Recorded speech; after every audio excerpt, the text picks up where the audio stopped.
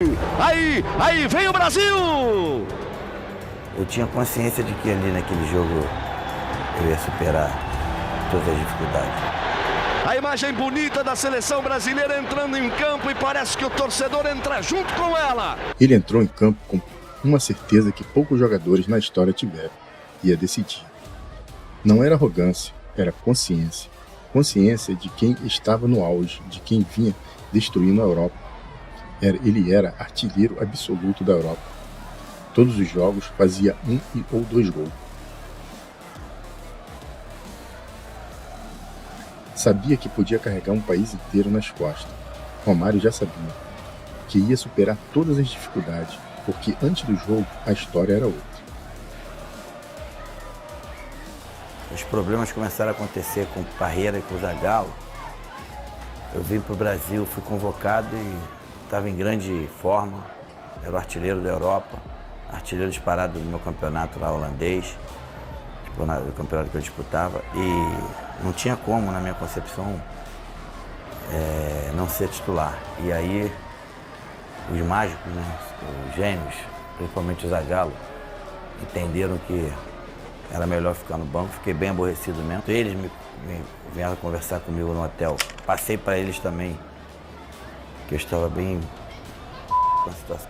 Um ano antes, no dia 16 de dezembro de 1992, no estádio Beira-Rio, em Porto Alegre, Romário foi convocado para o amistoso contra a Alemanha. Romário começou no banco, entrou apenas no segundo tempo, no lugar de Careca, quando o Brasil já vencia por 2-0. Pouco tempo, pouca oportunidade, pouco respeito na visão dele. E aquilo não desceu. Romário foi direto. Se fosse para sair da Europa e não jogar, era melhor nem ser chamado. Ali começava uma ruptura, um afastamento. De lá para cá, eles entenderam que eu não iria mais fazer falta. Burrice tem limite, né? Babaquice também. Então as babaquices deles terminaram. Até porque o Brasil, o povo brasileiro era a favor da minha convocação. Era o último jogo contra o Uruguai, onde que era uma situação bem complexa para o Brasil, tinha que ganhar. E para entender o tamanho daquele momento, era preciso voltar. Voltar para tudo aquilo que ele engoliu em silêncio, para tudo que ele guardou, e transformar aquilo em resposta. Romário nunca foi o tipo de líder que gritava. A liderança dele era outra. Era técnica, era frieza, era decisão. Os companheiros sabiam. Quando a bola chegasse nele, alguma coisa ia acontecer. E naquele dia no Maracanã, ele estava diferente, confiante, leve, solto. Mais de 100 mil pessoas testemunharam uma das maiores atuações de Romário com a camisa da seleção. Decisivo, com a camisa 11. Ele assumiu a responsabilidade. Você vê que é uma alteração de numeração. O Zinho joga com a 9. A camisa que era do Miller, porque o Romário pediu para jogar com a 11. Porque ele disse que foi com a 11 que ele fez o gol no Uruguai em 89. Eu pedi a ele, pô, deixa eu jogar com a 11 aí, que essa é uma camisa que tem uma representatividade muito grande na minha história e tal. É difícil ter um outro 11 que vai passar pela seleção e vai fazer a sua história.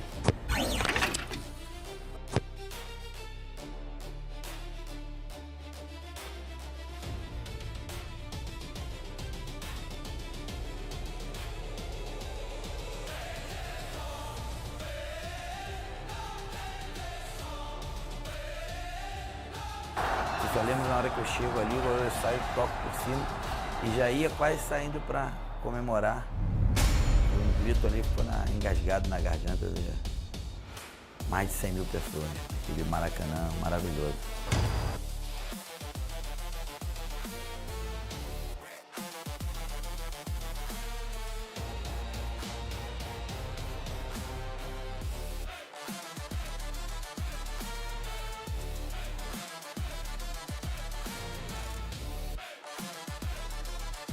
Pelo meio, Raí. Faz o toque para Romário, a chance ainda. Brigou por ela, girou de um lado para o outro. Tenta Romário, insiste. Briga, vai para o chão, pede pênalti, o árbitro manda seguir. Tem 3 tipos do árbitro, né? Aquele que é o ladrão, aquele que é o incompetente E tem aquele que realmente, em determinado momento, não consegue estar bem posicionado e não viu.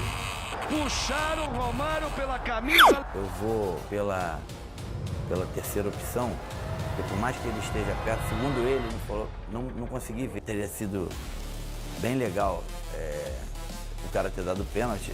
Infelizmente eu não iria bater, eu acho que o batedor de pênalti na época era o Raí, né?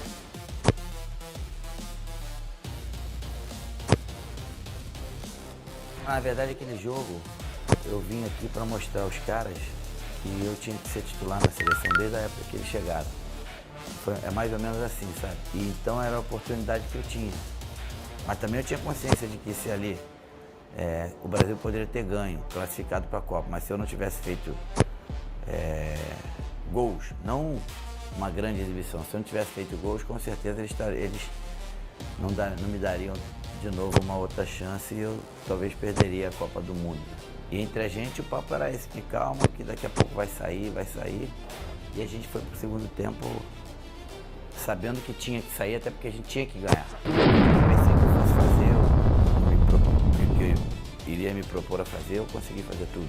Então assim, foi um jogo completo, sem nada de nervosismo, sem ansiedade, bem natural.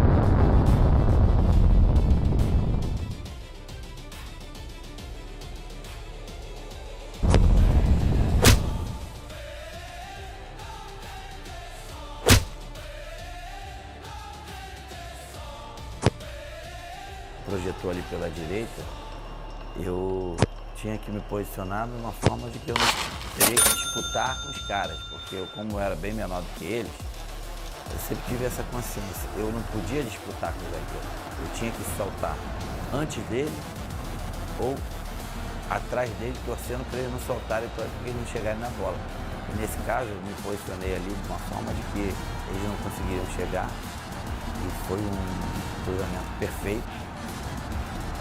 Assim, se você for ver o lance geral, a plástica do lance, tanto o cruzamento como da forma da cabeçada, foi realmente o lance mais bonito que eu posso te dizer, feito no futebol, né?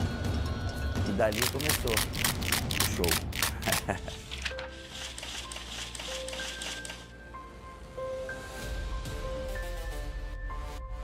Nossa relação já vem desde lá de trás.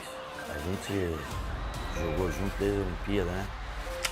Então a gente sempre teve um carinho muito grande com o outro, tanto fora como dentro de campo. A gente se tornou amigo, cada um da sua forma de viver, mas a gente é amigo, a gente se gostou. Ali já havia um entrosamento já muito grande. Olha o Romário.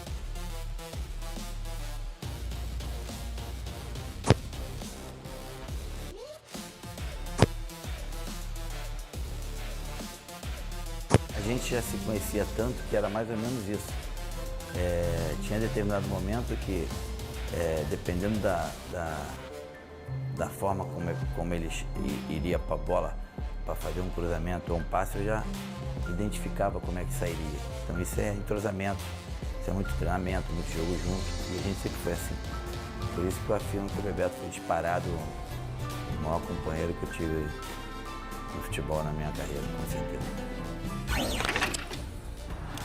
Numa partida, por mais que você esteja jogando bem, sempre depois que você faz o gol, se você está bem, você vai melhorar muito. Você fica mais confiante, principalmente um gol, que é um gol importante, tipo uma virada, ou você coloca o seu time na frente. Você fica, vamos dizer assim, mais leve para jogar. E foi o que aconteceu comigo. E era o que acontecia comigo.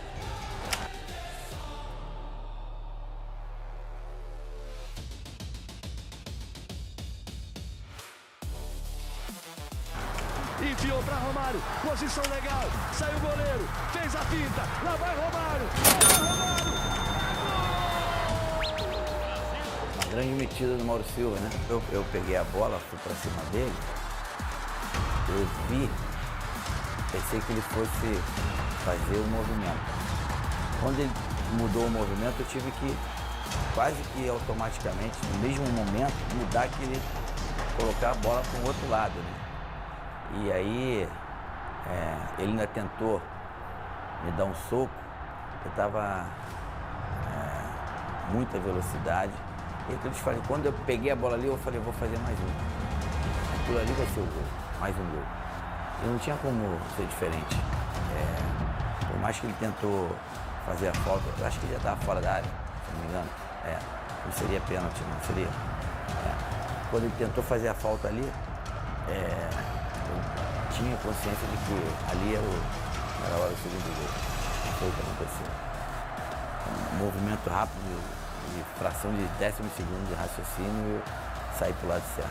Para ser bem sincero, depois daquele gol, até achei que eu fosse fazer até outro, né? Porque o Uruguai tinha por obrigação de ganhar aquele jogo também, para pensar em alguma coisa de Copa do Mundo.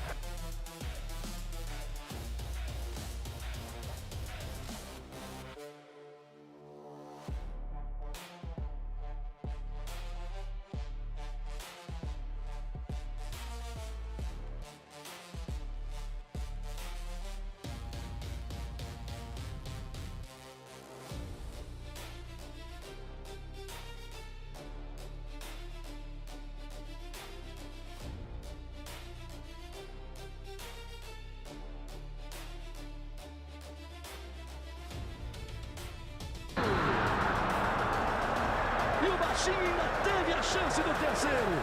E foi o que aconteceu, eles abriram um pouco mais, mas aí infelizmente o outro não aconteceu. Mas é claro que depois de 2 gols, ou seja, a promessa está cumprida. Falei para meus amigos e para quem conviveu comigo naquela semana anterior que eu queria fazer 2 gols. E qualquer coisa acima daquilo ali era lambuja, né? E terminou! Terminou! O Brasil está classificado para a Copa do Mundo de 94!